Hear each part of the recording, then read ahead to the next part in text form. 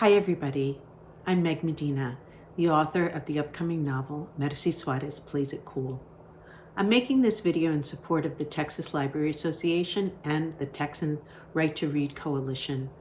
I believe so strongly in children's right to read. I believe that they can choose the books that are interesting to them. I believe in the power of families and of teachers to talk with children about the subjects that they encounter and the things, and to answer the questions that they have about the world around them. True parent power is there in helping your children discover and explore ideas that are unfamiliar and new. Please support your librarians. Don't ban books. Thanks.